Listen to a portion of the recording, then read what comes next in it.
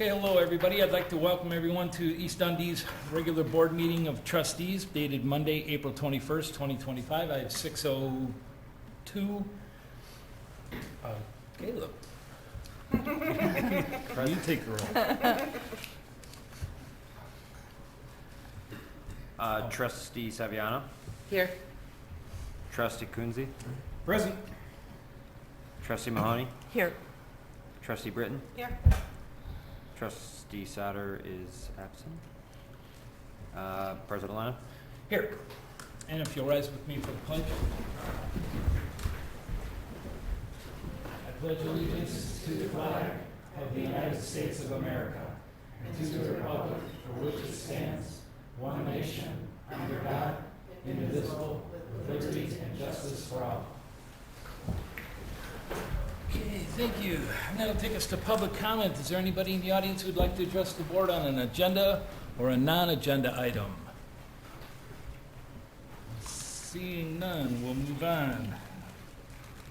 That'll take us to announcements. I have a quick proclamation to read for Arbor Day, which is April 25th, 2025, whereas in 1872, the Nebraska Board of Agriculture established a special day to be set aside for planting of trees, and whereas this holiday, called Arbor Day, was first observed with the planting of more than 1 million trees in Nebraska, and whereas Arbor Day is now observed throughout the nation and the world, and whereas trees can be a solution to combating climate change by reducing the erosion of our precious topsoil by wind and water, cutting heat and cooling costs, moderating the temperature, cleaning the air, providing life-giving oxygen, and providing habitat for wildlife, and whereas trees in our village increase property values, enhance the economic vitality of the business areas, and beautify our community, and whereas trees are a renewable resource giving us paper, wood for our homes,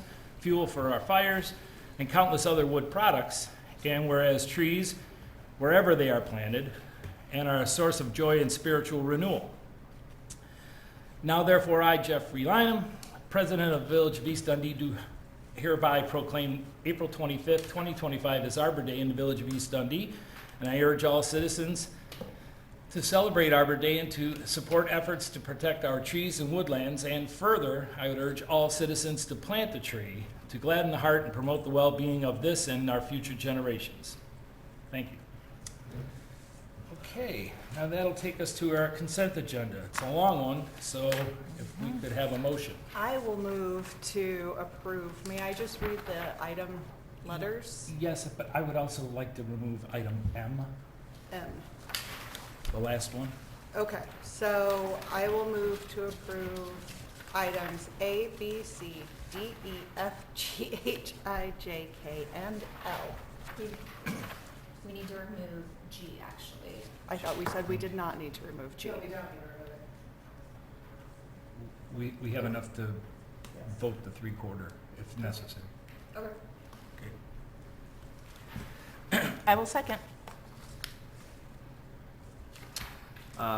Trustee Saviano, Yes. Trustee Kunze, Yes. Trustee Mahoney, Yes. Trustee Britton, Yes. Okay.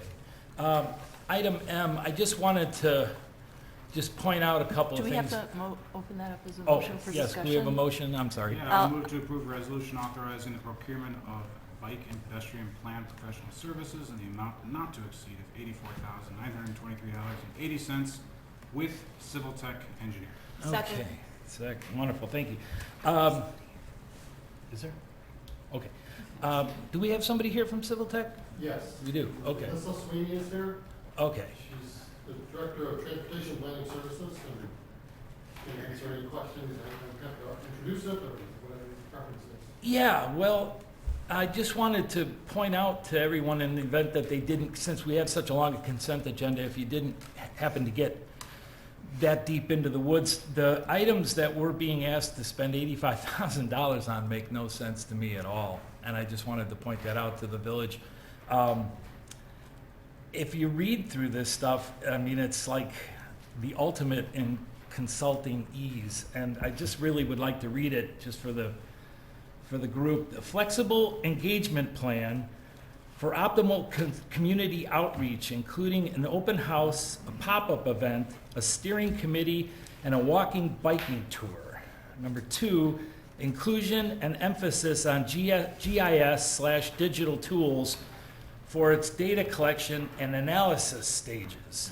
Number 3, prioritization of state route corridors and park district trails to improve the overall network of the community. 4, an implementation-focused planning that provides planning-level cost estimates that can be utilized to seek grant opportunities for projects. And 5, the most affordable cost for the optional complete streets policy to give village officials more guidance and direction during the future capital improvements. You know, I read through this and I'm thinking, is this an expenditure we really need to take on when what we're really talking about is, here, a summary. As part of the 2025 budget, the village set out to find a qualified consultant to develop a bike and pedestrian plan to further improve the connectivity of East Dundee's bicycle and pedestrian pathways throughout the village, especially along the Fox River. Man, there's really not a lot you can do along the Fox River. I can't really get a handle on what it was we're going to be getting $85,000 worth of value from. Can I add that I Yeah. think, I mean, I'd like a little bit more information Yes. perhaps, but I do think there are other areas of town, like along 25, and connecting existing bike routes to existing bike routes where they don't connect right now. Or they don't That's what exist. that's Right. what I would foresee this doing, not necessarily, exactly, but yeah, I think more Yeah, information is worth. And I don't mean to be nitpicky about it or anything like that, or to denigrate anybody, but it just seems as though it's an awful lot of money to spend, and I'm just struggling with where the benefit to the village is. So if you'd like to kind of give us a rundown of what it is we are going to be getting for our money. Can I ask a question? Like, one of our key trustees here that's been championing this whole initiative is not here today. Right.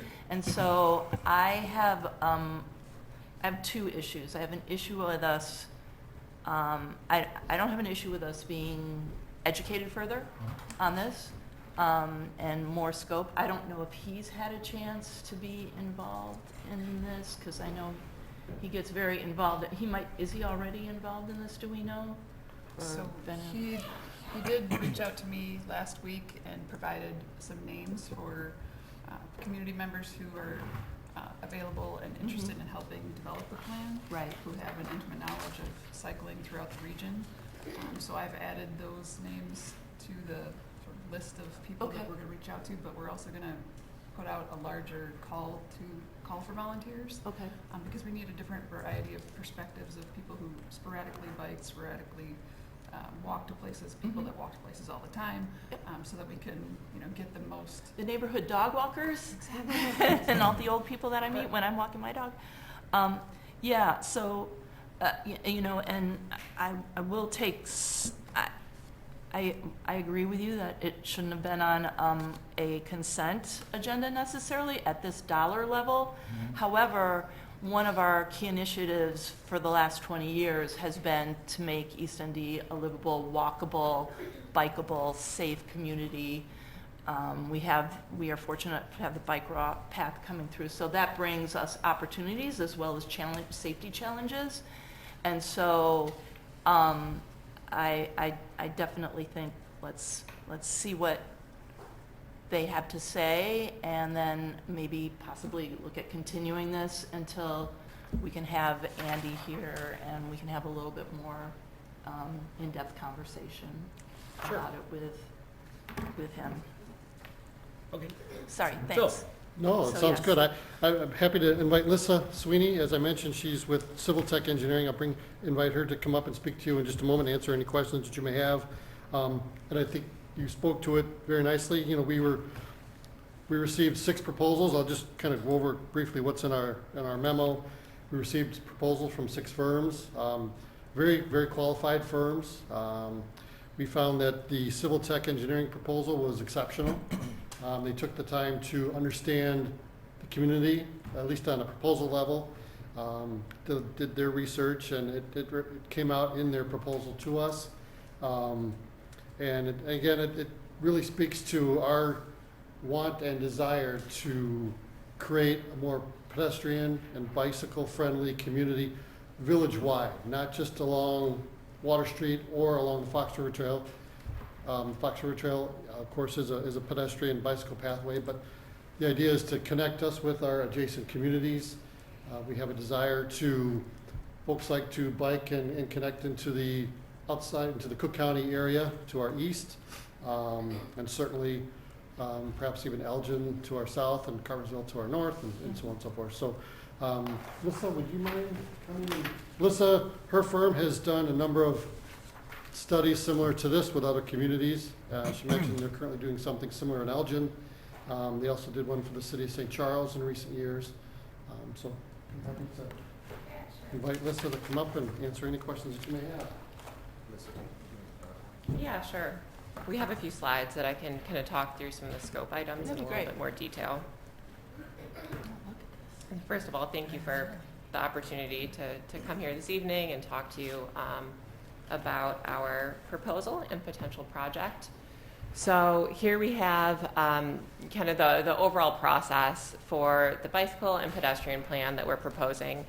It's about a year long or so, and I'll just kind of touch on some of these different aspects that kind of lead to creating this overall plan. And as you noted, it is both building on existing assets such as, you know, regional trail in the community, as well as really identifying where people are trying to go and why, you know, why they can't get there potentially. So looking at those connections for both walking and for biking. So as part of this, we would be completing a sidewalk needs assessment. So seeing where there are sidewalk gaps in the community, again, where people are trying to go and trying to make those safe connections. And as part of this too, it would be a combination of the planning team as well as the engineering team on our end. So it wouldn't necessarily, you know, once we kind of develop some overall connectivity that I'll mention, we would then kind of do a deeper dive and look at more of the engineering feasibility of that, as well as funding and implementation and improvements to key intersections. So with that, I'll just talk through some of the items that we had mentioned in here. The first of which is really vision and goal setting. So getting an understanding of the village's vision for this plan. You know, what was the impetus for creating it? One of those items is also holding that the walking and biking tour. And so that's something that we found very valuable with staff, with key stakeholders, as you mentioned, to just get out there and walk throughout, you know, to try to reach different destinations in the community, potentially get on bikes and get a feel for what the issues are. Because a lot of times, obviously, looking at maps, looking at aerials, looking at engineering plans, you don't get a feel for what's actually happening. As well as really engaging the community in this process. So forming that steering committee where you're mentioning some of those key stakeholders. So bringing together a steering committee to meet twice, as well as kind of outlining what this engagement process looks like. So again, we don't want to come into the community and make assumptions of you're trying to get to this park here and this medical facility, but really hearing from the community where you're trying to go. And so part of that, there would be the community feedback aspect, and then there would also be the data and plan scan aspect. So plan scans in terms of looking at the comprehensive plan, the strategic plan, the riverfront master plan, as well as looking at larger county plans to see where that connectivity could be reinforced, and then how we can bring kind of some of those principles and goals together. We would also be looking at wayfinding signage and best practices, so that it's not just, you know, providing those facilities in the future, but ways to direct residents or visitors to make sure they know where they're trying to go, and they can connect those dots as well.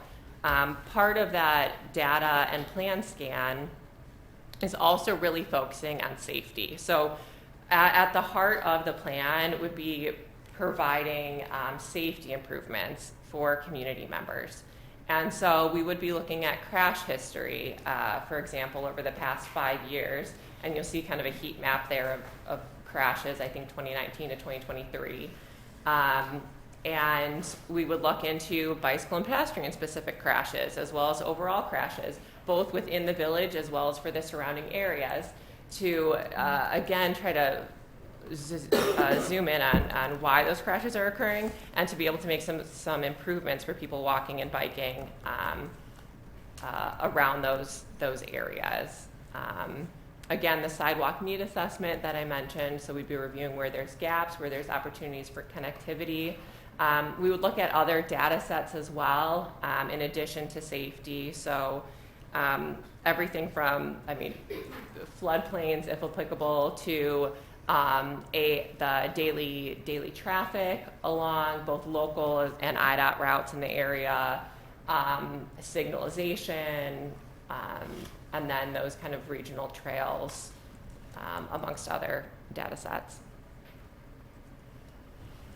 And then in order to assist with this, we would also have an online interactive map. We found that to be effective, recognizing that a lot of times everyone's busy. People don't have time to necessarily go to a meeting. So we'd be supplementing some of the outreach with an online map where people could kind of drop pins, Google Map style, and note where they see challenging intersections, where key destinations are, where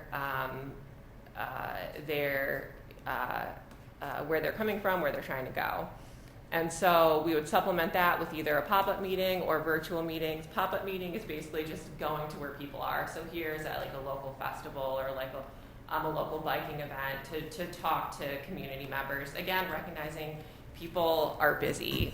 We're trying to avoid planning fatigue in terms of not having a designated time and space for all the meetings, but reaching people in different ways. And we found that to be effective to make sure that we hear as many voices as possible. So with all that information, we would then develop a network that really focuses on pedestrians, bicyclists, as well as taking into consideration all modes. So also looking at how motor vehicles are going around and how they would or would not be impacted by improvements that we're suggesting. And then from that, we would have a bicycle pedestrian network developed.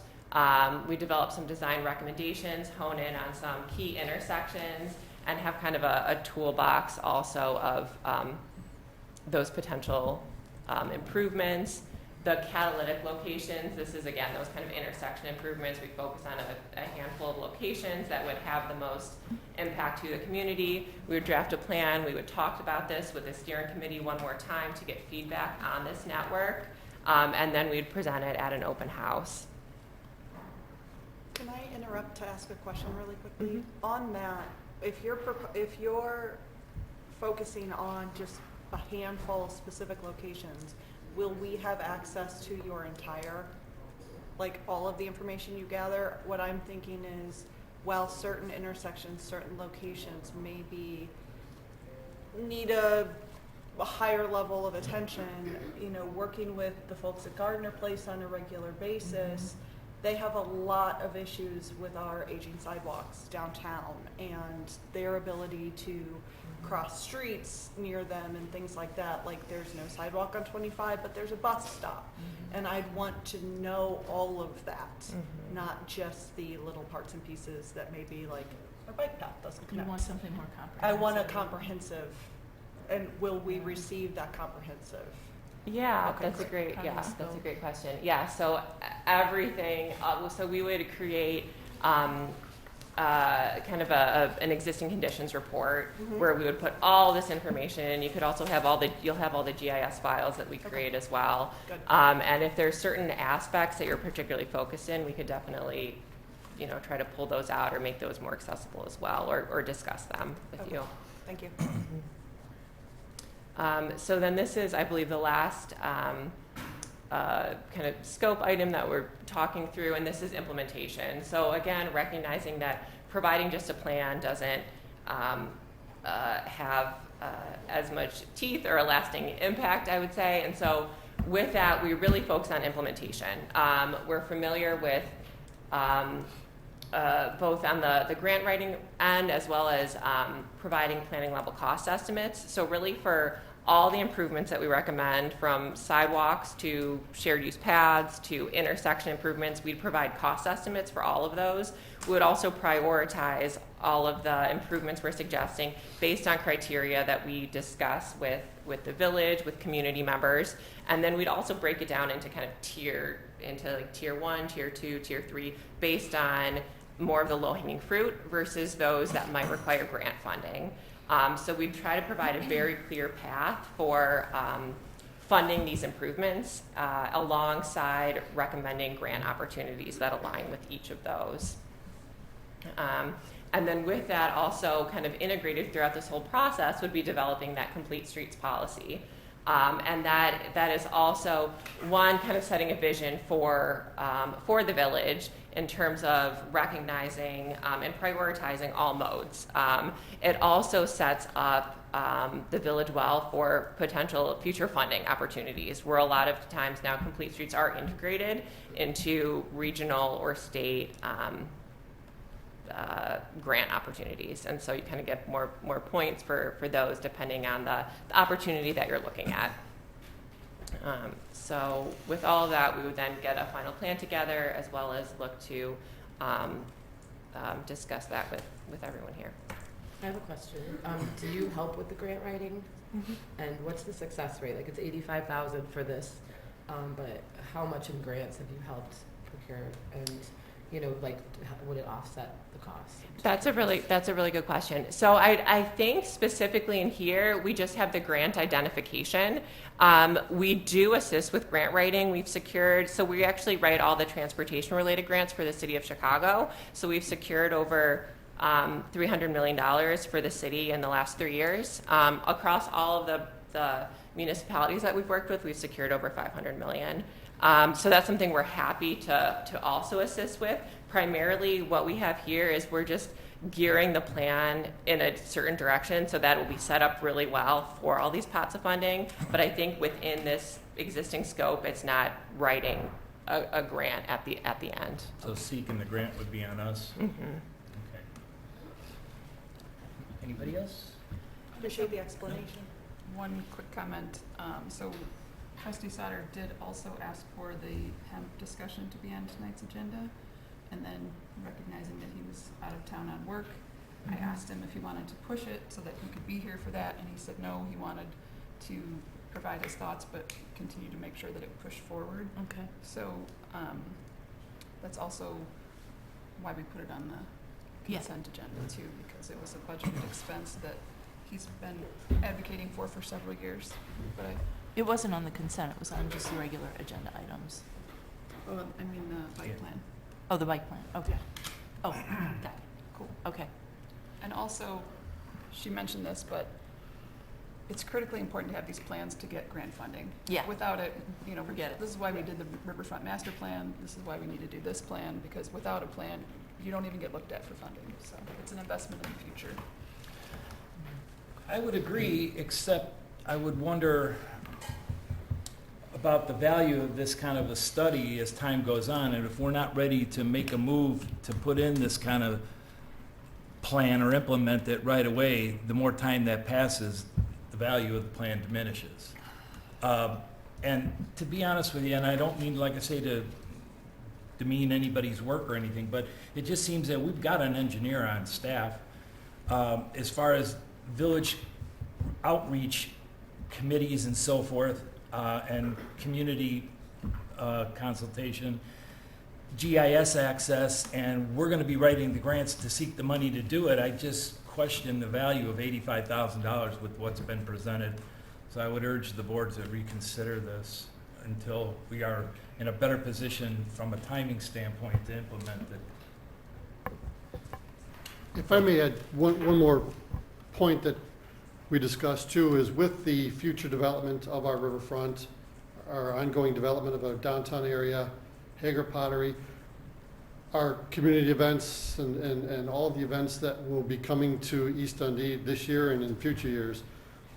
One of the objectives is to give all of our residents minimally a pathway to all of these areas to play, to recreate, to do whatever. And also, when people coming into town, whether it's a pedestrian or a cyclist, they have a pathway to all of these different areas. Again, the riverfront, downtown, Hager, in time. So this creates the connectivity, a conduit, a safe, ideally a safe pathway to enjoy the community of East Dundee and celebrate our events in our downtown and so on and so forth. So I just Yeah, thought and I, like I say, I understand that argument, and then, to one other point that Sarah had made, as far as crumbling infrastructure, or sidewalks that need repair, this really isn't something that we need to be paying a consultant to tell us.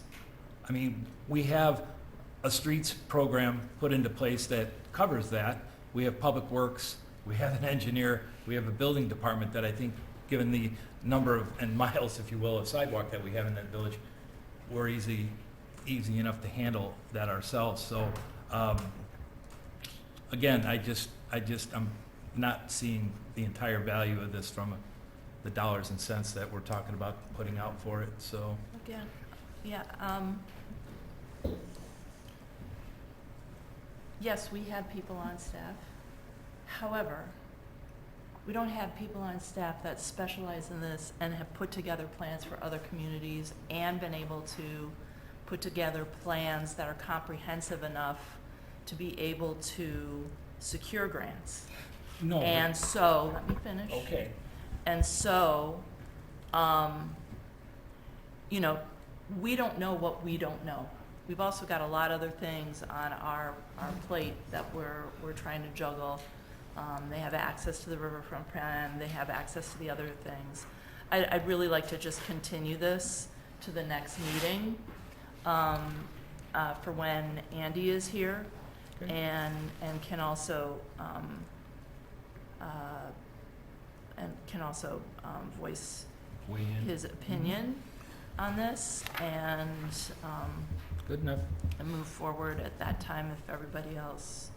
So what do I need to do? Make Can I ask one quick question? If we were to proceed with something like this, what could we realistically expect to spend on the grant writing portion that you'd charge? What would that run? That's fair. If you're interested in having us assist with like one grant, Yeah, I mean, if we go ahead and we implement this plan, whatever it's gonna run, and then we go further and start seeking out money, what would we expect to pay for the grant service? sure. So I think that would vary, I guess, depending on the grant, whether it's like regional, state, or a federal grant. I think that it would range anywhere from $2,000 to $5,000, depending on the level of complexity of it. But yeah, I would need to go back and take a look if there are specific ones that might align with like the timeline or some of the current needs that we see, and we could probably provide a better estimate. Okay. I was looking at some of the plans that they have in here from other municipalities, and I particularly like that you're addressing not just the sidewalks and paths, but actual street makeup, adding lanes to existing streets and other, methods that have actually been shown, proven through study to reduce speeds, which, everybody loves to talk about not writing enough tickets and everything like that for our speed, but there's only so much, the police, no offense, can do. And, some of these road dressings, can significantly contribute to lowering speeds. And I think that it's well worth it to come up with a plan that takes some of that into account. And especially if it sets us up to be able to get grants. I think if that's like a foundation and we need that, then yeah, Right. I think that's important. And it's Great points, and also some of the challenges associated with 3 major state routes through the community, 68, 25, and 72, and certainly there's challenges with pedestrian safety across those roadways and pathways. And I will mention too briefly, Campbell and I really received 2 emails from companies, other firms who submitted proposals, and after seeing this agenda, or this item on tonight's agenda, both had, I want to say it was both, but both had positive comments, one in particular about Lissa and also Civil Tech Engineering. So we feel like not only we as staff, our review team, but also the respect that they have from their From their consultant competitors. peers Yeah. is, was very positive. So. Okay. Anybody else? I have no problem tabling this until the next meeting. Okay. Personally, I don't know. how The everybody else feels. May 5th or the, what was the May next 5th. meeting? May 5th. May 5th. Okay. So you need to amend your motion, and make a motion to postpone to May 5th. Who made Yes. the motion? You'll have to amend it. I You did. did. I will actually amend my motion to postpone this vote until May 5th, the next meeting we have. Okay. Yes. And I'll second. I think I seconded it, right? Yeah. You did. And would you be able to send to us, or Erica, the, what do you call it? The PowerPoint? Thank you, presentation. This should- The slides are in the, We got it, okay, the good. slides are in here, in the Yeah. presentation. In the, I believe there are also there's a link to that, to this slideshow Yes. on our website as well. On the website, okay, that's Next what I to the want agenda to item. get they're to. all in here. Okay, good enough, just as long as it's on the website. There's actually people more information in the packet than there was Can on get the at it, slides. Yeah, so. a lot more detail. Okay, and who In the made the packet. second? I did, and I You just amended it? seconded. Okay, so, We don't have to amend it. okay, Okay, so, do you wanna, thank you. you need the motion to postpone, do we already made that? You already made Where it, he, she just amended it. clarified it for the record. Okay, So we're good. It's clarified for the record. and Do we need to vote? do we need to vote on Yeah. for the next meeting, right, to push it forward, so, thank you. Okay. Trustee Saviano? Yes. Trustee Coonsey? Yes. Trustee Mahoney? Yes. Trustee Britton? Yes. Okay, that's gonna take us to our other agenda items, the meat of the evening, if we could have a motion for item A. I will move to approve an ordinance adopting a comprehensive plan for the village of East Dundee. Okay, Second. There were some proposed Amendments? amendments as well that Okay. we received. you Do you wanna, want to look at those? I know that we kind of had this on the last agenda. I just, run through them? real quick, the ones that have been proposed include designating Route 25 as an automotive-related uses corridor for future development, amending page 17 of the comprehensive plan, future land use map plan and associated submaps to designate Route 72 as manufacturing zoning from Patricia Lane to the village limits eastern boundary line. Amending, I think these are all and/ors, amending page 17 of the comprehensive plan, future land use map and associated submaps to remove office zoning along Route 72 from Patricia Lane to the village limits easternmost boundary line. Amend all those page 17 things to designate the Lionize owned property to multifamily residential zoning instead of single-family zoning. And then on page 17, designating the southwest corner of Barrington Avenue and Route 25 as commercial zoning. These are the ones that I have the list on. Okay. Is somebody pushing for these These, I items? think, were things that have been discussed. I mean, my understanding is these were discussion points at Right. various points along the process, so just documented for discussion. The one on, the, automotive corridor, I remember us discussing and like initial discussions Yeah. a long time ago and in a Right. faraway place. It feels like all of those items are very specific, whereas right now, I guess they're general inside of our plan, and that's just trying to, I don't wanna say pigeonhole, but create more definitions on what this says. And I don't know, I guess, what the advantage of that is, other than maybe telling future boards what we think. I have an argument. What's that? I have an argument in favor. Yeah, okay, go ahead. Go for it. Based on my communication with the Plan and Zoning Commission at various points in time, more guidance is more better Yeah. as far as making decisions and like deciding on appropriateness Yeah. when new projects come before Plan and Zoning. So that's the benefit to this. There's no saying that this board or any future board could ignore said guidance, but it is For a sure. benefit to planning and zoning to have more specific guidance. Because this is the plan, not an ordinance. So this is a guide. It's a guide, it's a Change plan, it's not a ordinance. rule. Yeah. It's the vision. But the more specific or the more intentional it is, the better, like, it becomes a better tool. You're aware of these changes that she just read? Generally, but if you could, They're, yeah, you can send them to. I was reading them off of a list. This is not, this Okay. did not come out of my brain. Now, a couple of them we did discuss some time ago, so. Okay. I'm not saying we have to do them, I'm just saying they were points for consideration before, yeah, so. I get it. No, and I thought the auto dealership area along 25 made sense. I mean, that's where the majority of it is now, so.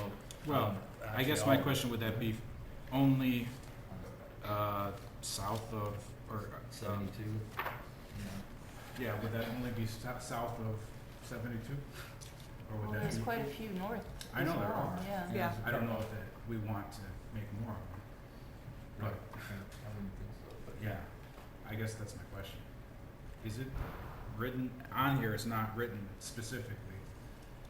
I mean, Yeah, if the board wanted to proceed with it for the entire stretch, they could, or you could just do south. But like, as was mentioned, there are other automotive uses in the northern stretch, and there is available land for additional uses if that's deemed desirable. Also, too, while this is a really good document to have for the long term, it doesn't handcuff any future boards into one position, like you say. I mean, if it did pigeonhole anybody in the future, that wouldn't really be, a responsible way to manage, simply because we don't know what we don't know 10, 15 years from now. And if the average life expectancy of a comp plan is 20 to 25 years, it could cause problems if we did lock anybody in. But I think it's an important guideline, a real strong guideline. So, Yeah, provide something to have a check against. right. And it's almost like you have this guideline, why aren't you using it?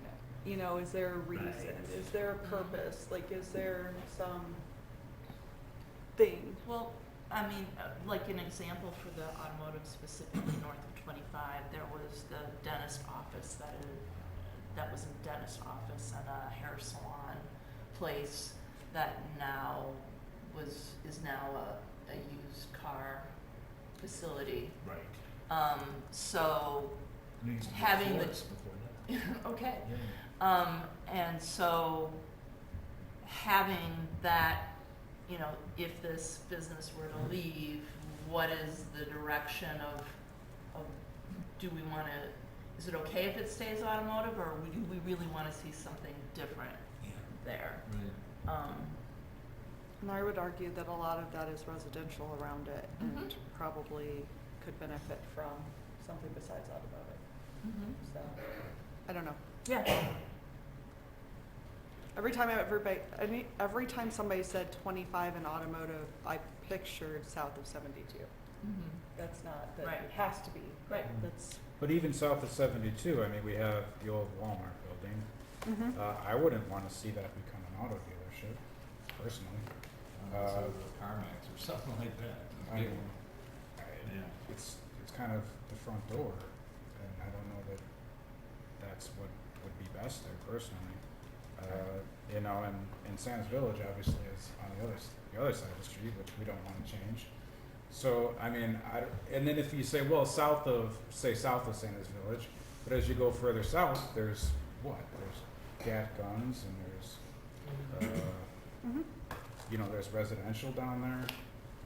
I just don't know that the stuff that's there right now is predominantly automotive. Mhm. I guess I feel like that sets the template, you know, as it is. I don't know that we need to necessarily codify that further than what's already there. If anything, you know, I would be more inclined to say like, oh, along 72 where we have these automotive places, we don't want that, you know? But I don't know how you would put that in here. But I just mean like stuff that's already there that we don't necessarily want to continue that use of is more important to me than saying, well, we already have all these auto businesses on Route 25. Why don't we put that in here that we want more? Like, I don't know that we need to. I think that if a dealership was coming to town, that's where they would look because that's where all the auto dealerships are already. Erica? I think, Well, it would- I think part of this is, what is the highest and best use of this area? Right. And,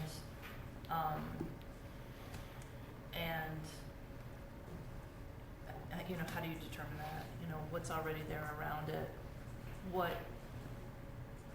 And it's like the houses that are down behind gat guns and that Right. kind of thing.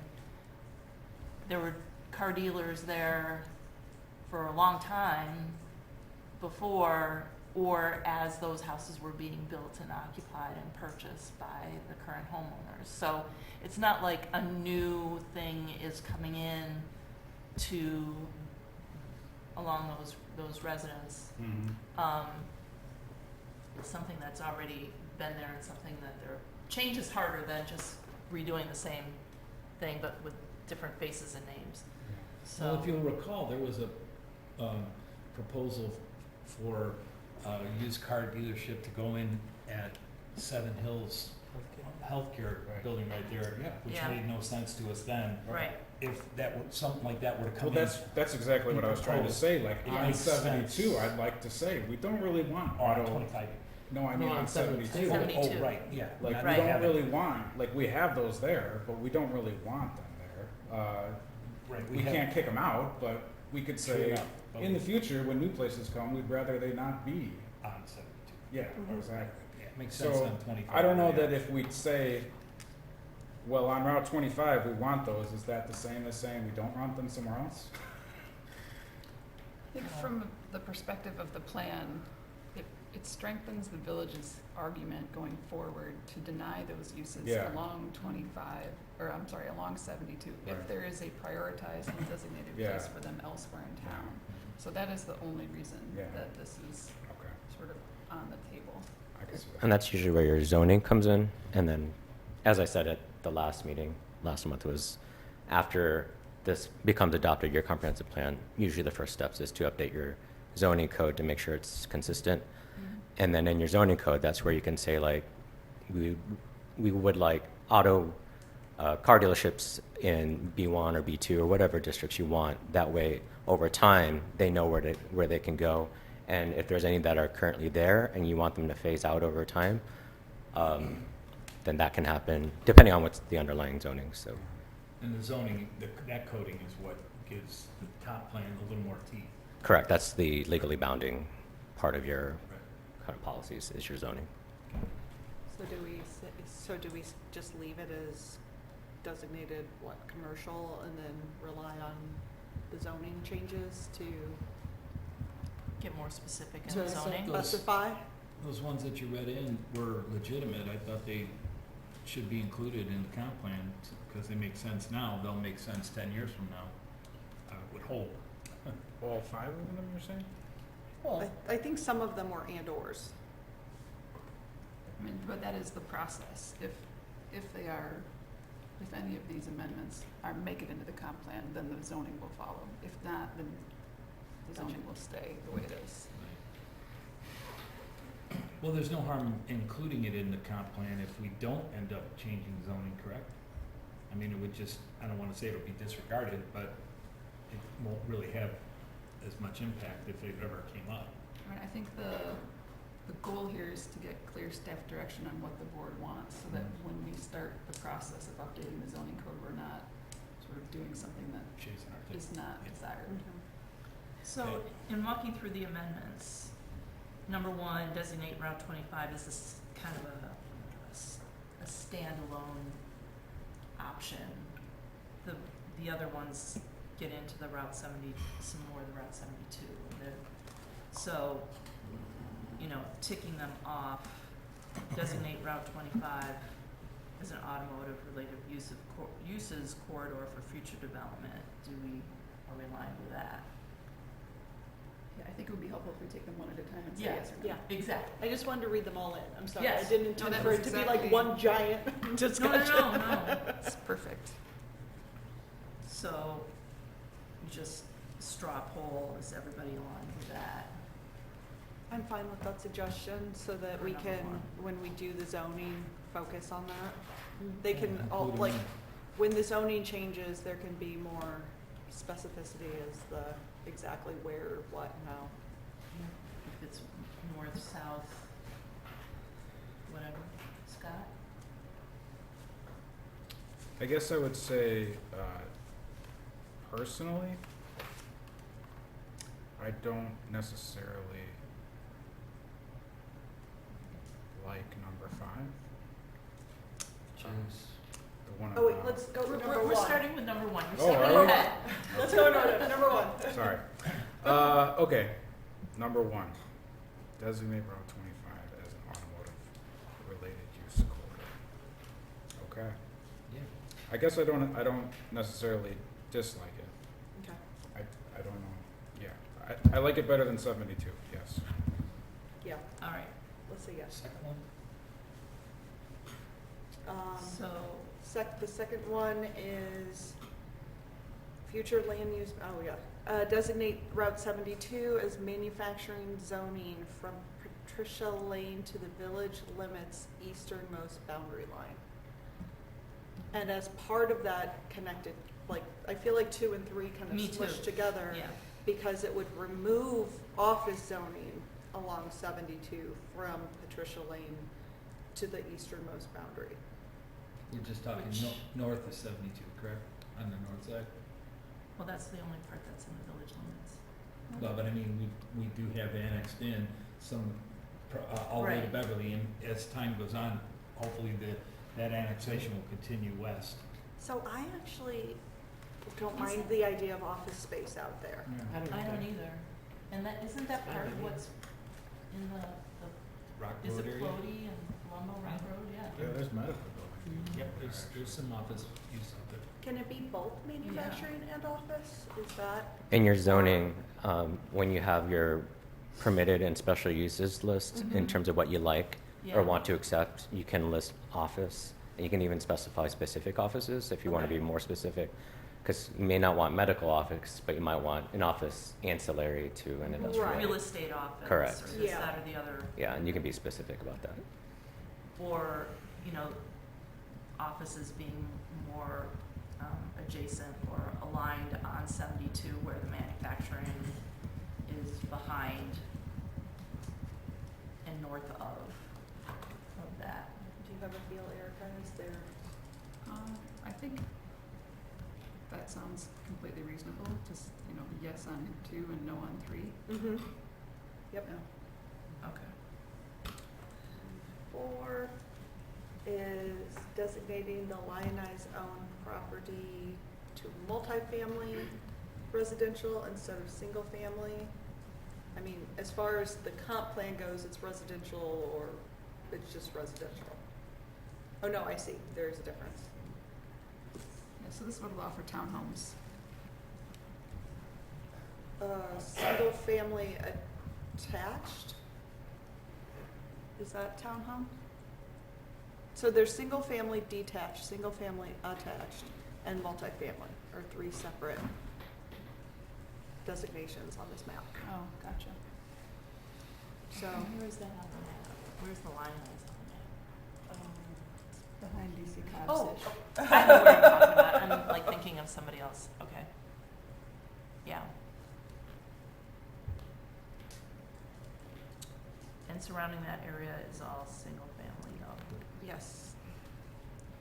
I'd be willing to go to townhomes, so single family attached.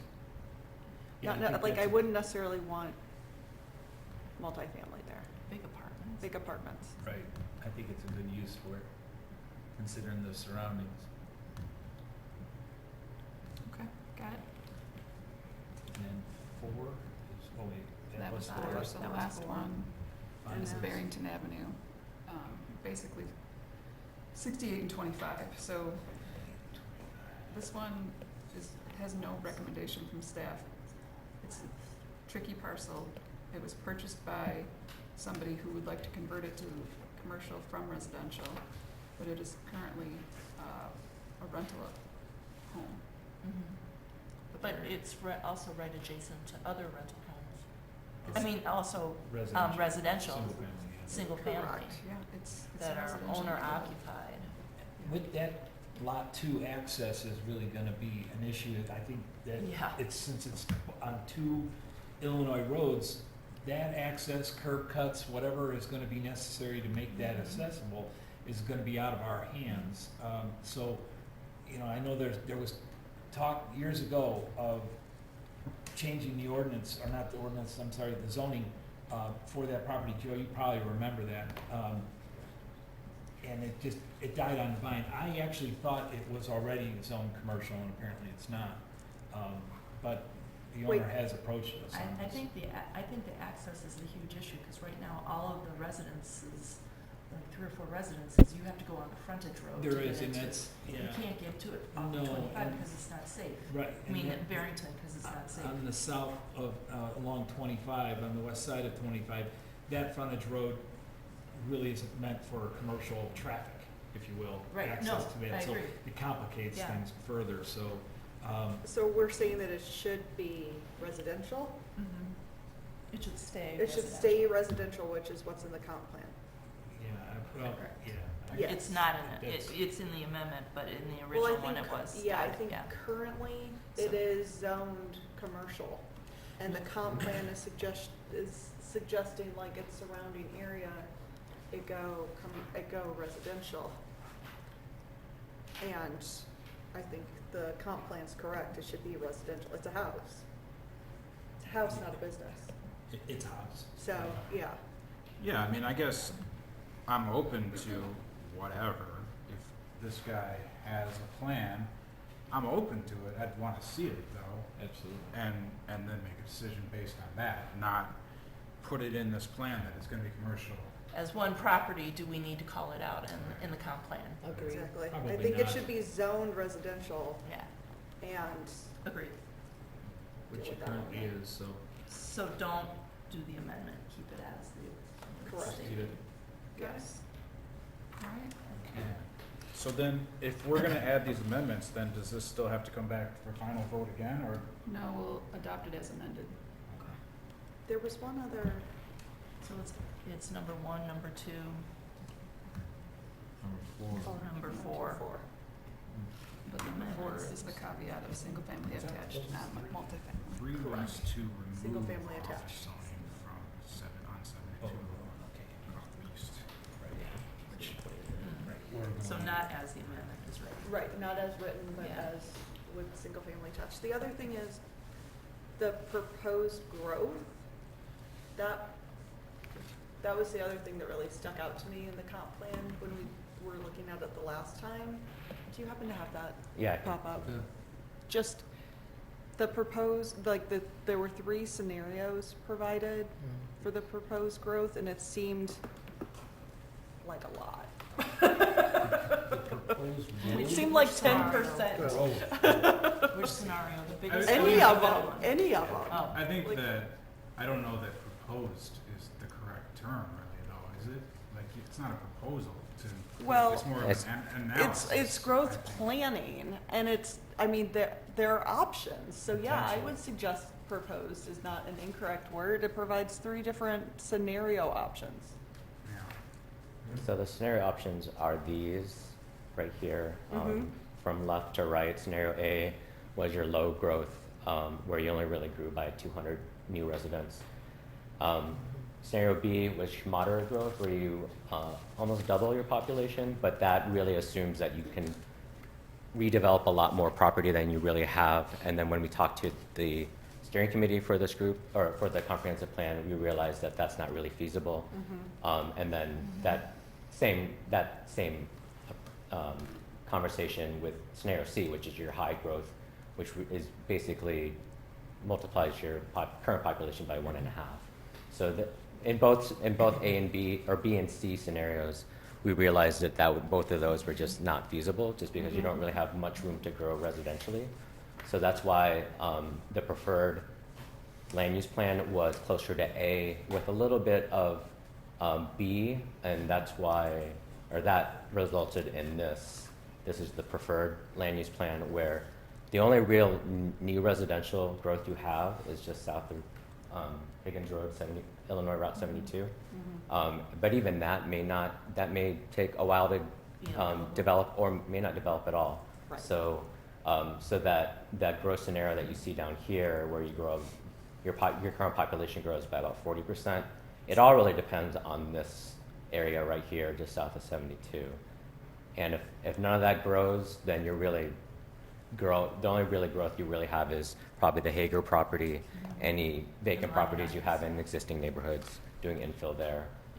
And that won't really grow your population a whole lot, where it's like substantial growth.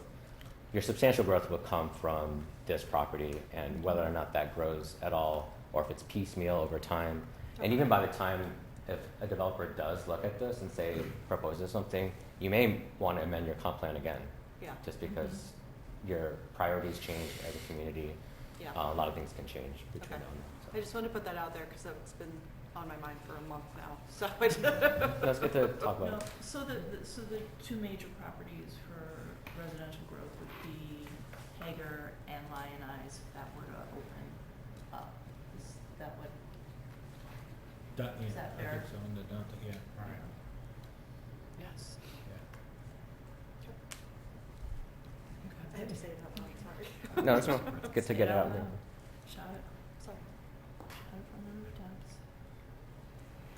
You need to move? Okay, was there anything else? Anybody want to add anything that, So we need to amend the motion? Yes. Yes. Make the motion Or- to amend So I will make a motion to amend the ordinance as presented, um, the comprehensive plan. the comp plan we're gonna amend? So I'm gonna make a motion to amend the comp plan and to adopt as amended with the following amendments.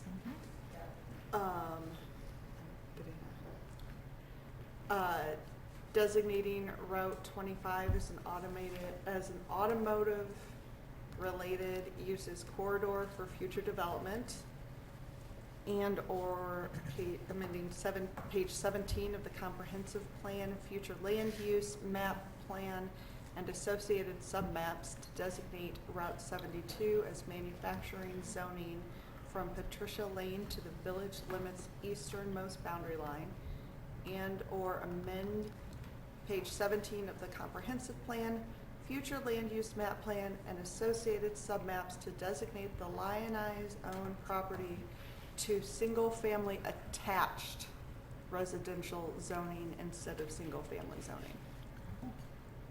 Second. Caleb? Okay, so motion on the table. Trustee Saviano, Yes. Trustee Coonsey, Yes. Trustee Mahoney, Yes. Trustee Britton. Yes. Okay, that'll take us to item B. Thank you, all, by the way. No problem. Thanks. If we could have a motion.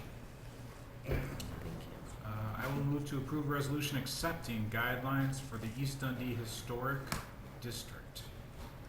Second. Okay, are there any questions or comments? Yes. You have some. All right. Well, I guess my comment is, does this change the boundaries of our historic district at all? Current- The historic district guidelines, no. We did discuss the potential of that occurring, whether currently or in the future. You do have that power at any time Yeah. to amend it, but we did not amend It's it. not built into this. Yeah. anyways. Correct. Yeah. I wonder how many residences are currently in the historic district? Do we know? It's a good question. We didn't calculate. I mean, most of it's commercial, I Very believe. long, some long, right, Van Buren, really. Mostly, yeah. I don't know if we've got anything else. Well, looking at Van Buren, it would just be, I don't think there is any on Van Buren, Right by Main Street. because that's the church. Yeah. Mhm. But I do wonder about on Third Street and Barrington. Well, I guess that's the Village Hall then, right? Mhm. Yeah, the residential is carved out. Yeah, okay. I mean, if you have any residential above the commercial properties east of the trail, that would count. But I don't think it's a substantial amount of number of residents, but we didn't do a count of any sort. I guess I do wonder, why is north of Barrington considered a historic district when there's nothing there? Like, what are we protecting, the forest? I don't. Along Van Buren now? Are you talking about this big, at the very Yeah, top? that big little swath house? there. There's old That, office or industrial up yeah, there? that's office and industrial back there. Mhm. That's It is. behind, NBC Cops. Cops, thank you. 311, yeah. So Well- it used to be that cabinet maker and Yeah. I mean, that behind is, the parking. does that all go that far back there? That goes way back there. It does all the way to where the school's That looks like property it goes starts, to the but boundaries of East Dundee. I wonder too, though, if we're gonna extend the historic district, or if it is being proposed to be extended that far, would it make future development of that property, more complicated? Well, it's not extending it, that's where it is now. That's where it is now, okay, Yeah. so. I don't think anything in here from reading this necessarily complicates things. It's just, it's a look and feel. You know, it's what, it's not like in other towns where you have to like get a certificate, like to plaque your door and things Right. like that. It's just really, what do we want our historic downtown to look like? Right, and I agree that the downtown should be under this. I don't want residences to be under it. I wanna Right. allow people to do what they wanna do to their houses, basically. Yeah. I don't know. As long as there's no current residences under here, I'm good with that. I do wonder why, if we shouldn't just eliminate the portion that is behind DC Cobbs. I don't The understand manufacturing what- part? Yeah, because if anything, wouldn't that'd make it harder for us to raise those buildings? Maybe not hard, really, but it would be harder. You'd have to go through a approval process to do that From the P and Z. from the P&Z, yeah. So do And- we just want to say to eliminate the manufacturing part of that? So before we eliminate anything, You're just like, whoa, whoa, whoa, whoa. there's really not that much more additional growth possibility for the downtown core. Mhm. The area Yeah. that does exist for that possibility is that That northern manufacturing. portion. And so if somebody is going to redevelop that at some point, which I hope that they do, because it would be a positive, yeah. net positive, they will have a set of guidelines to look at and say, oh, Yeah. this is what the village wants. Yeah. And that's where, therefore, this is what I'm gonna have the best chance of succeeding with if I am to move forward with it. So it does, I wouldn't say it doesn't hamper anybody. This is adopted by a resolution, not an ordinance. This isn't going in the village code. This is going as a plan on our website with all of our other guidelines to give people more direction because, like you said earlier, more information, more better. Very eloquently stated. Thank you very much Here for for you. that and expressing that. Yeah, So I don't see any negative. fair enough. I do see on the very next page, though, there are a couple of residents in here. The yellow. There probably are. Oh, the next again, page this- in the document. Oh, sorry, yeah. Oh. This, the boundaries were created a long time ago, and Fair. it wasn't part of this project to evaluate whether or not they should move or change. If we want to move or change them, happy to have the PZHC take that on. That sounds good. Sounds like a problem for another group. Well, I think that the only one would be that one house with the tin roof. Oh, here in the downtown? Yeah, Yeah, The white one. I think that's the only residence that would be on this map. yeah, If I'm because the reading it other thing correctly. labeled as a residence is actually Village Hall. Yeah. So, Yeah, exactly. Indeed. And isn't the one at the northwest corner of Main and Van Buren, it's a house but zoned It is. downtown business district? The- Isn't that the house right at the corner The of brick Main one? and? is it- Yeah. Yeah, Van Buren and well, 72. yeah, I guess that one is. That's The residence. big that brick is a one. house, but it's Yeah. zoned, Yeah. not house. That would be the only residence, maybe. The one right next to the old Dick West real estate? Oh, really? Oh, interesting. So, Okay. Well, if we're not doing Anyway. boundaries, it doesn't matter. Yeah, Right. I was So- just curious. I just marked them as Okay. problems for planning and zoning. Yeah. Sorry, Kim. so are we good Yeah, with the idea then? Yeah.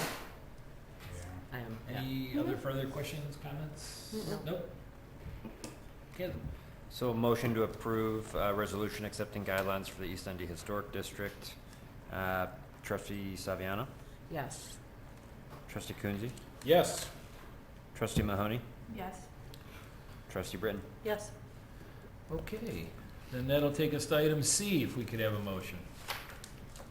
I will move to approve a resolution adopting a 2025 through 2028 strategic planning and development initiative. Okay, this one falls in line with our comp Second. plan. Oh, sorry. that's okay. Jumped the gun. Do we have, All right. Sure.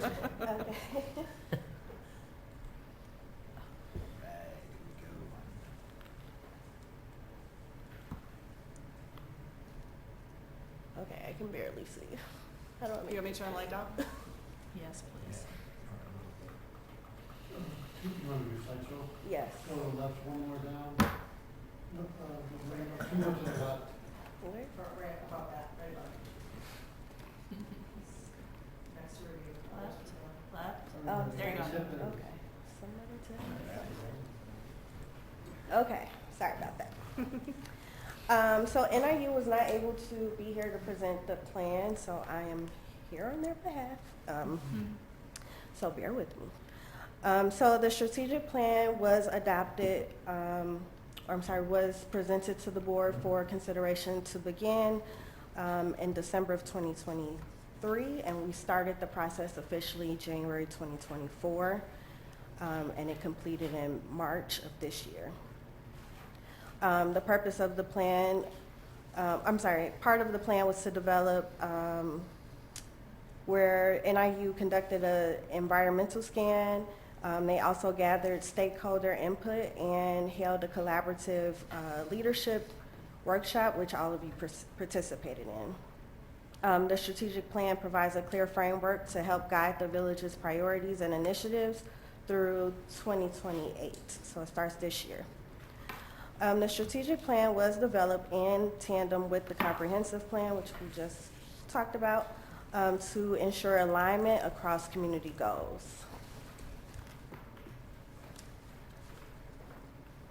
How did those things align? So we did tie the strategic planning goals to the comprehensive planning objectives. We did share information as we developed both plans, and also the purpose of the plan is to also align the strengths from the village board and provide policy direction and also prioritize goals. And this will in turn help to support coordinated implementation and resource planning. So we developed the plan again by doing an environmental scan. This included gathering internal and external input. We interviewed different community members. We held focus groups with businesses, residents, and other community stakeholders. and we also did a community survey. After NIU gathered that information, they presented some of that information to our village board and our senior staff level in a leadership workshop where we all sat together and developed a vision for the village. We went over the strengths, weaknesses, opportunities, and also challenges that we see within the village, and then we worked together to develop some goals. After that workshop, NIU sent out a survey to village board members and staff where you were asked to rank in order of priority some of the goals that we developed during the workshop. And again, this is integrated across both the strategic plan and also the comprehensive plan. So the strategic plan is set to start in 2025 if approved and will be used through 2028.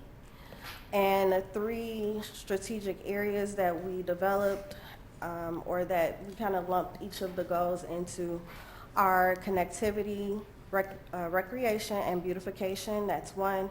Number 2 is organizational and infrastructure growth and advancement. And the 3rd strategic priority area is the downtown economic development and redevelopment. Any questions? The implementation portion of it on the first slide that you put up, where it talked about or mentioned resource planning. Next one, yeah. Mm-hmm. Did that? I'm not recalling. Did that touch on financing?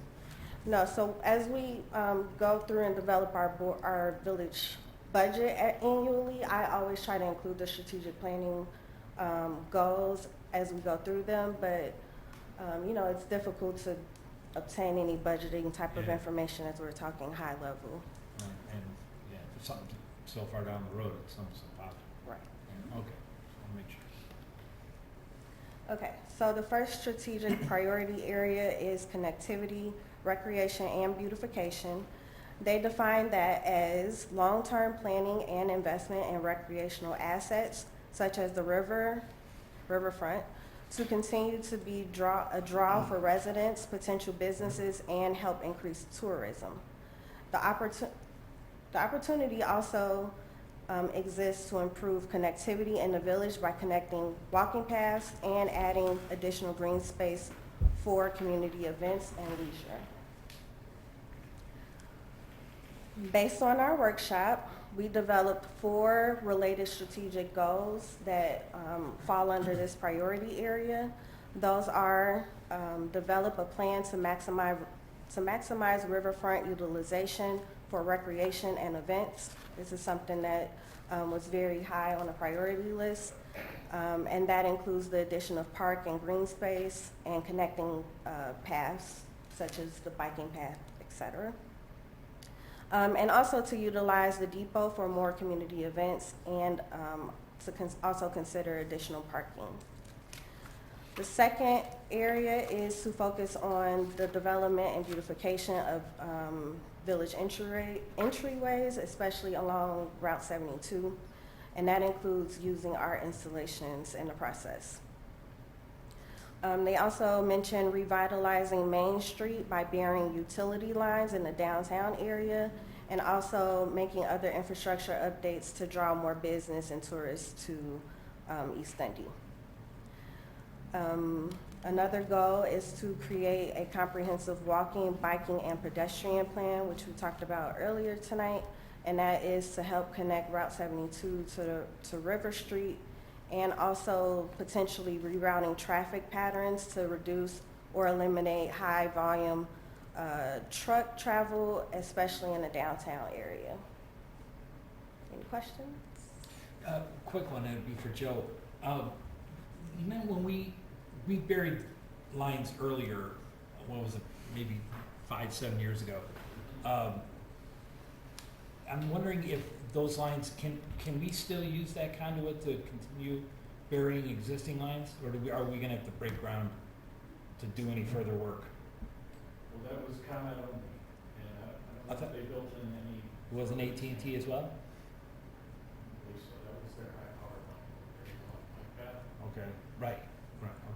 Well, and then also we got rid of the telephone pole that was right in front of the Amble Club in the middle of the street. So we buried that one. And so I'm wondering if along Barrington Avenue, would we be able to hook into whatever it is that we tapped underground and, use that same conduit system that we put in? But typically, they don't like to share conduits, so we have to make sure Oh, there's separate conduits. okay. How big a line was that? It's a 6-inch, 2 6-inch line. 6? Okay. So we're gonna have to tear it up to get at it? If we need to. Making directional bore right depends on the location. Yeah, okay. Okay, cool. Thank you. The second strategic priority area is the organizational and infrastructure growth and advancement. They define this as proactive planning and strategic investments in the village's infrastructure are essential to ensuring village facilities and personnel levels are sustainable and can accommodate potential growth. The expansion of Village Hall to accommodate growth in staffing will enable the village to adapt and plan for changes in population, demographics, and tourism, positioning the community for long-term success. Now, there are 10 goals that fall within this strategic area.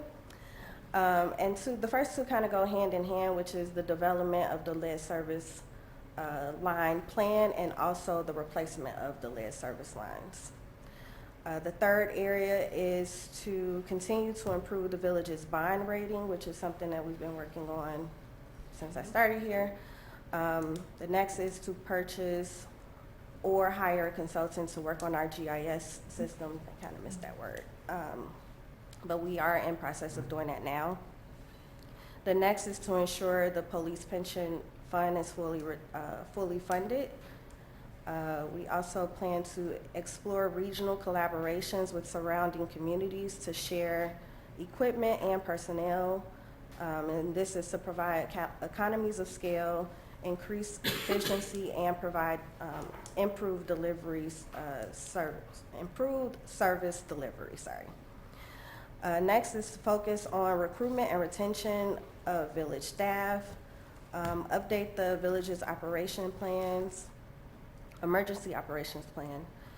Next, to develop and update the village's communication plan to engage the public and inform residents about progress on village projects and events. And lastly, to maintain a healthy fund reserve in both the general fund and water sewer funds. May I ask a question? Yes. Knowing that this is for 2025 to 2028, I don't think we're going to fund the police retirement fund in its entirety in that period of time. So I'm a little nervous about the fully funded wording. It's a lofty goal. That's a or lofty goal unattainable for the goal. next 3 years. It's I think not we a had it smart for goal. 30, It says 36, say didn't we? 10 to 15 years. Okay. Yeah. I just want to be sure because I think at the beginning it did say 2020. So yeah, so some of these goals are short-term and long-term, and we'll talk about that Sorry. as we go. That's ain't gonna happen by 2028. So the plan is good for like a 3 to 4 year period, but we expect that some things will continue on after. Understood. Thank you for clarifying. Yes. Our contributions to the police pension fund, though, was slated or with the target of 2036, 2038. 38? Mhm. Okay. Depending on what the state does, we'll Right. be ahead of the 2040 dates. We've been trying to meet Lauterbach and Ammon's recommended funding level. Mhm. So that's what we fund to and not to the state's recommended. Which is great. That and the already improved bond rating, all good things. Okay, and the last strategic priority level area is downtown economic development and redevelopment. They define this as the village of East Dundee's rich history and charm lend themselves to successful business and industrial districts. Continued focus on existing development projects will be important to achieving East Dundee's economic goals, including increasing tourism dollars and recruiting new businesses that will complement and diversify the village's current business mix. There are 6 related strategic goals for this area, and they are to build and secure an outdoor off-street mixed-use entertainment venue, and also add a band shield for events, to complete the village's redevelopment projects, research and explore options for annexing the properties to the east, including Pelote, invest in redeveloping the Route 25 corridor, create a development plan for 2 and 4 North Van Buren, 408 Barrington, and the Lumberyard, and to evaluate development plans for the Hager Pottery site.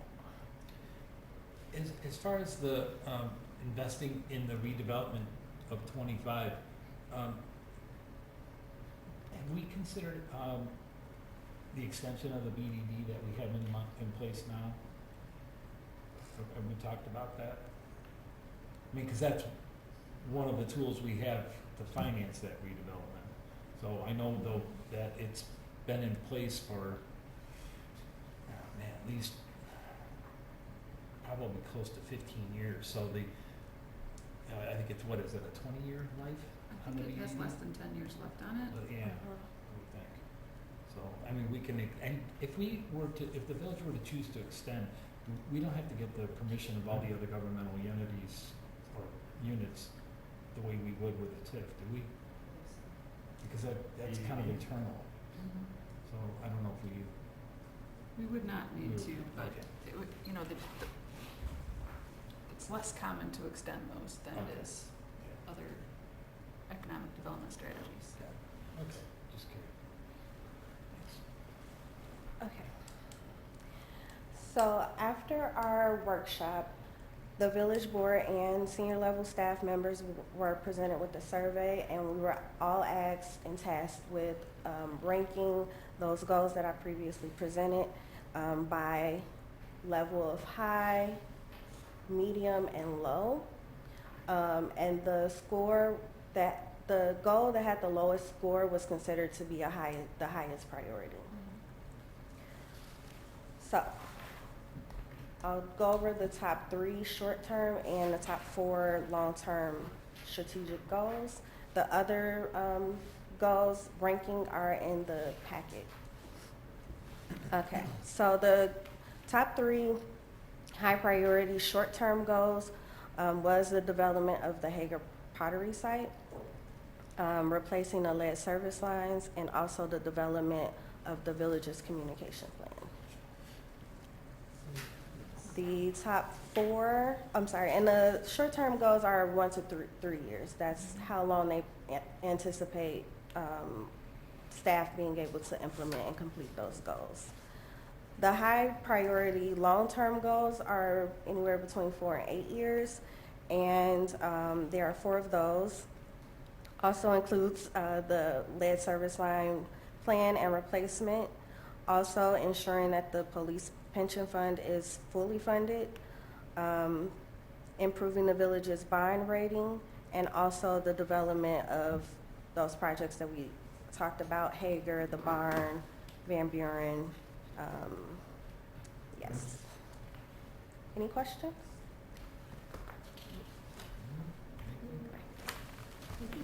Okay. And finally, the strategic plan is a roadmap for the village to make decisions and also to prioritize budgeting for specific projects, which is something that we do every year when we budget. It is recommended by NIU to review and monitor the progress of the plan and to make adjustments as needed. The plan is flexible and should be adapted to meet the community priorities as they evolve. And finally, the strategic plan encourages consistent alignment with community and organizational goals. I won't go into the comp plan, but they are both linked and connected, and they do share a vision. And yes, that is all from me. And this is our project team, so if you have any questions, you can reach out to them, and I can send you the PowerPoint, because I don't think it was included. Thank Any you. questions? Thank you. Thank you. Thanks, Francis. Okay. If there's no other comments, questions? How much of this document that is in the packet is actually going to be published as as the strategic plan, this entirety of this with the appendix and everything?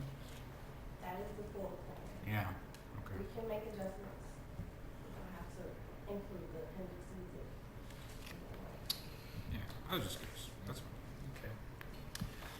Okay, anybody else? No? Jim? So a motion to approve a resolution adopting a strategic planning and development initiative. Trustee Saviano, Yes. Trustee Coonsey, Yes. Trustee Mahoney, Yes. Trustee Britton. Yes. Okay, that leads us to the last item, which is a discussion and direction regarding hemp regulations. Erica, would you like to open this one up? Sure, so we had this discussion Little starting history. last fall, and we were sort of waiting for potential action from the state to regulate this. That didn't happen. There's still talk that it may happen, but in the interim, there's still some recommendations from staff and also some requests from Trustee Sauter that we look at to see if there is an appetite to do some local regulation. So Chief Fordyce has taken the lead on this, and he can answer any questions and help guide us through sort of the proposed items. Okay. Well, currently, Chief, what, the state has taken a hands-off on this particular item, correct? I mean, they've chosen not to even touch it. They don't seem to be able to decide. They're going to close the loophole whether they want to. Right, okay. Is there any reason why they're ignoring this? I mean, this is like saying, you know, we're not gonna put an age restriction on light beer because the alcohol level is not that high. You know, it makes no, this one, it's never made any sense to me.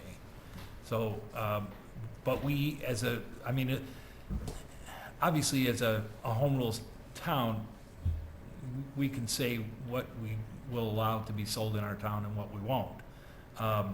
Personally, I don't think this is a product that reflects well on the village or any village, to be honest with you. So I would have no trouble at all supporting the idea of restricting it altogether. But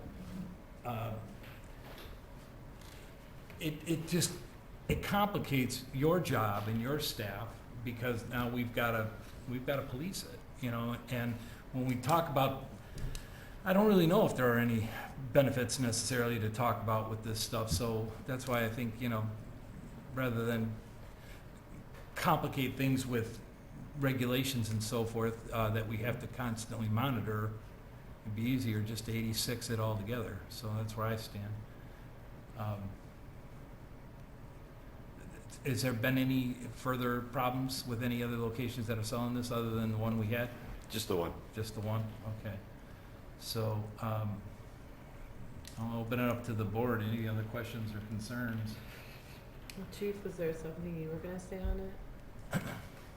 There's Or two, add? there's two more bills that are out there right now. Again, I can't tell you one way or the other whether or not it's gonna be passed, but one is gonna restrict the age to any THC product to 21 years of age or older. And then one outright bans the use of kratom or the possession of kratom. So those are the two things that are still out there right now. Okay. I mean, I'm fine with the recommended restrictions, you know, That's in this proposal from Andy. yeah. Just looking through those, I think they make sense. We already have to, I mean, we have to police the sale of cigarettes. We have to police the sale of alcohol, so.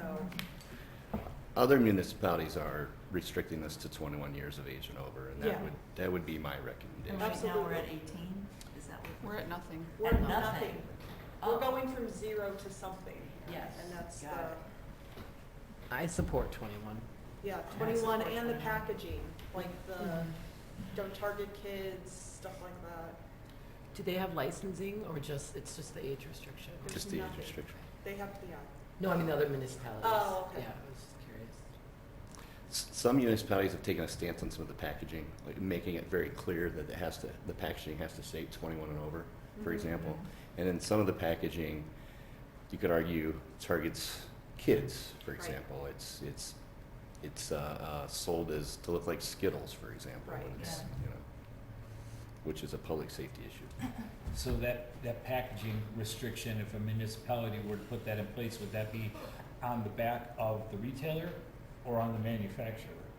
Because that would be a much more difficult thing to That's have my question. the manufacturer that's coming to them with the packaging restriction, that sort of thing, that's fine.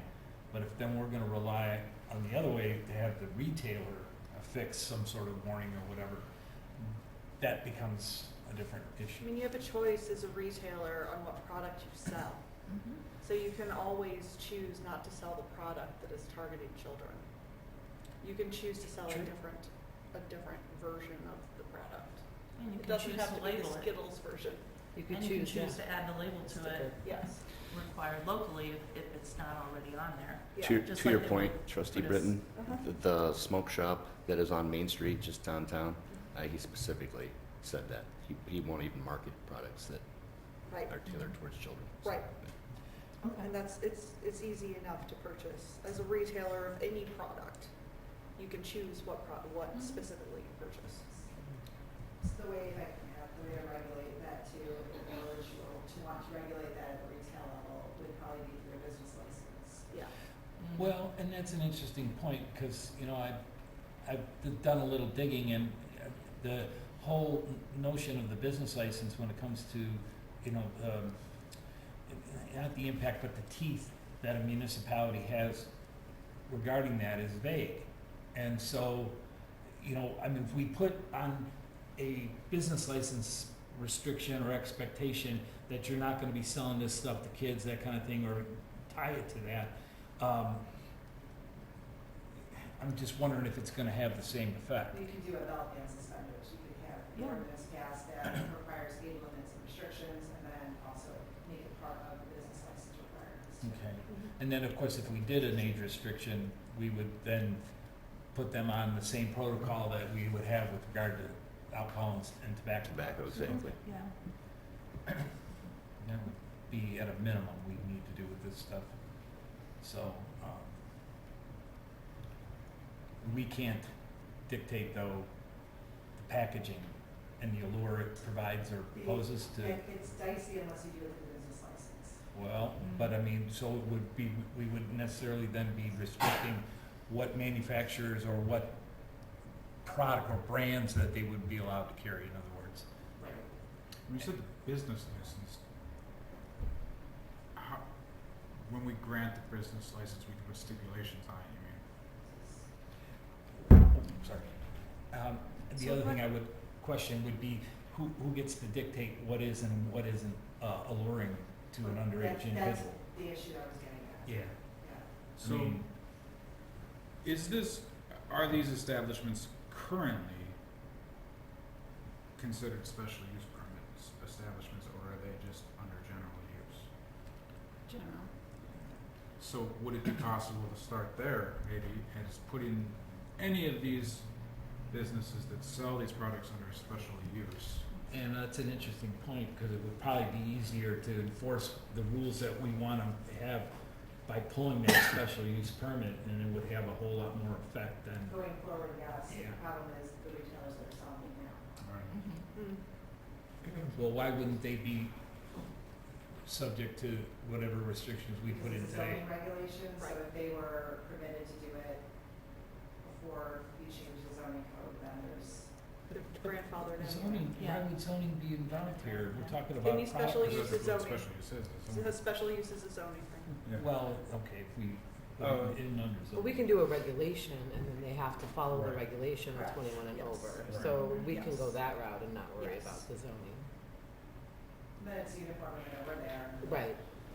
Makes sense. Can we add, if it is not already, something about product must remain in original packaging? Is that, I mean, I feel like that's sort of a safety measure. And we can even look at where they keep it in the store. I think we have enough direction to draft something. Do you think so? Okay. Yeah, Awesome. this is great. Great. This is really helpful. Just out of curiosity, Yeah. we talked to, I think his name is Kevin. That's, Yeah. Well, the one in downtown. Yeah. oh, About any of this? I did, What's that? I did, You did? yeah. Okay. That was when you said Kevin doesn't sell Yeah, anything he that's won't- geared towards He children. specifically won't market those products, he wants third-party testing, et cetera, so. Great. Chief, has the one that was in question with the problem at 2572, have they been, have they changed at all in their willingness to work with us? The one that's kind of kicked all this off? Yes. Yeah. I'm gonna refrain from commenting. Okay, Okay. okay. All right, good. Well, I think at a minimum then, the idea, well, like I say, we've got a couple of points here that we can put something together, so. We'll shoot for the second meeting in May. In May, It'll okay. take us a little while to put something together. That works. Thank you. Great, Thanks. thank you, Chief. Thank you.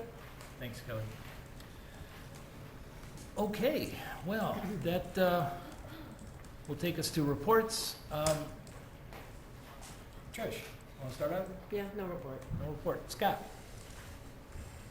No report. No report. I have nothing, and so we'll go to Kathleen. I'm sorry to slow down the progress here. That's good. Phil, spring banner timing. We still got, I'm sorry, I haven't been on downtown to see the banners, but we still have all the Christmas stuff up and Oktoberfest stuff up. What are we looking at for timing on putting those up? Immediately, the guys started replacing them on Friday. Oh. And we're going to continue this morning, but with the high winds, we pulled off the Nice. operation. So I would imagine they're gonna be back at it tomorrow morning. Awesome, great. Also, Phil, thanks for putting, and staff, thanks for putting the update on the spongy moths and taking a look at things. I was gonna speak to you about it, or part of my report. Do we still have plans on getting the traps, from the state like we have in the past? This year, yes.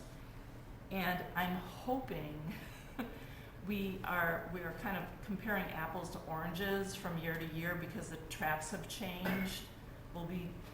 Do we have any say in it, or can we get the same traps as we had last year?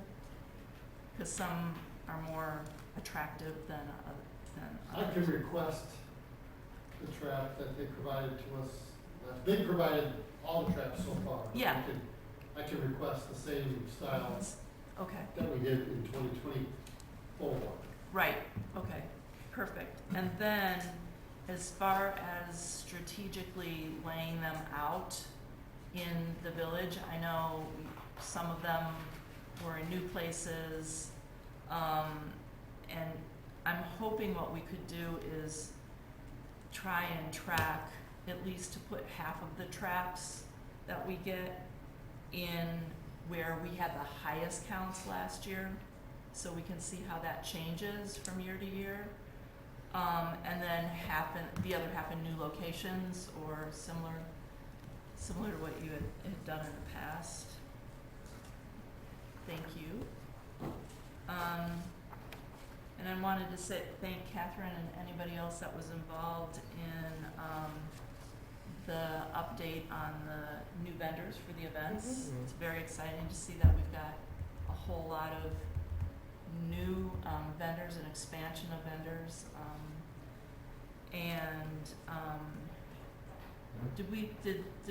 Did the siting for the tents happen? I know you guys have established where you want it, or, Yeah, she ended up working that out, so we didn't have to do the walk Awesome. around. that's great. So that's really exciting to see that evolution, and we'll see in 2 months where we land with that. Also excited to see the Motor Monday as part of that participation. And they have something open on Monday nights, particularly.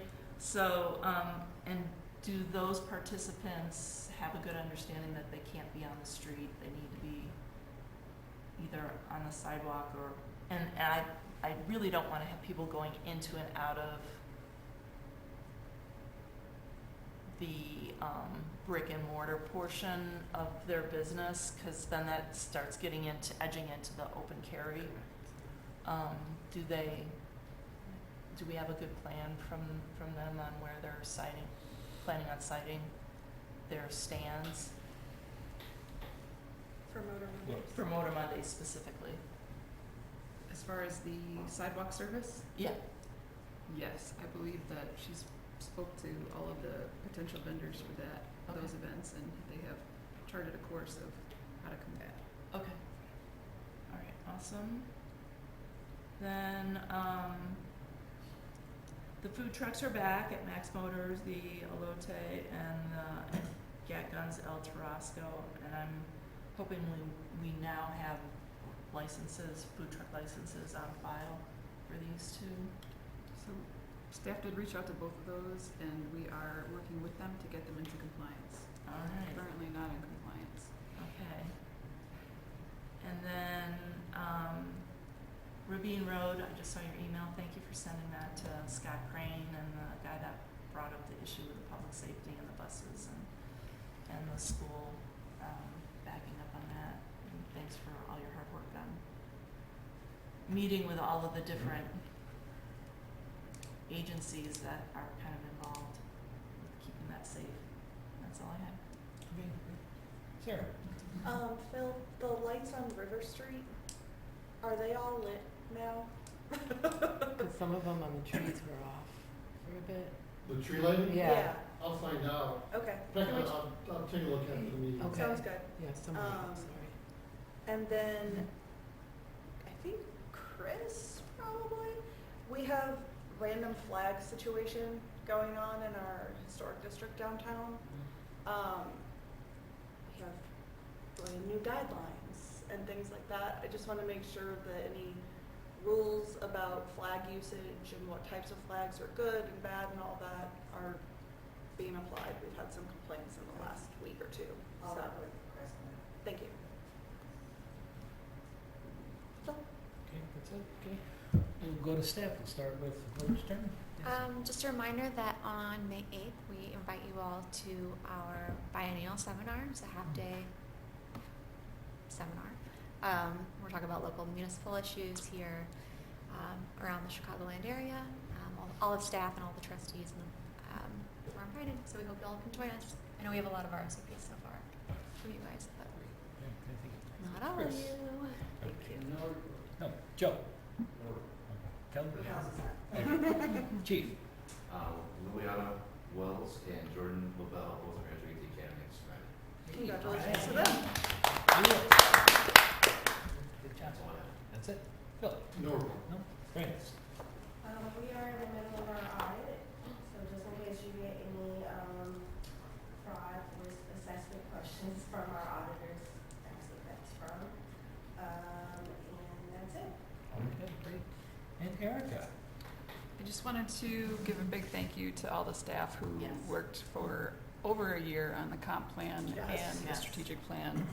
Passing all of this tonight and adopting that is really helpful to staff and will really, I think, benefit the community. And there's a lot of work to put all that together and a lot of appreciated participation from the board as well. So I think we ended up with a better result because of the participation of everybody, and appreciate that. So thank you.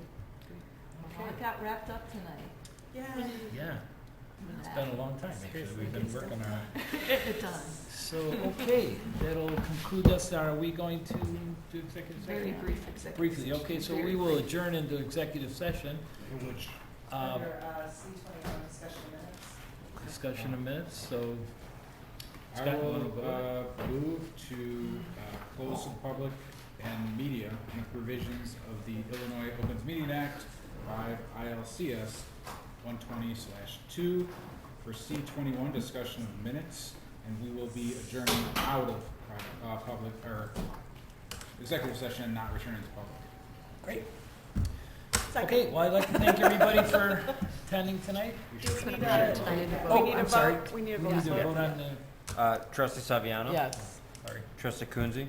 Yes. Trustee Mahoney? Yes. Trustee Britton? Yes. Okay, again, thank you all.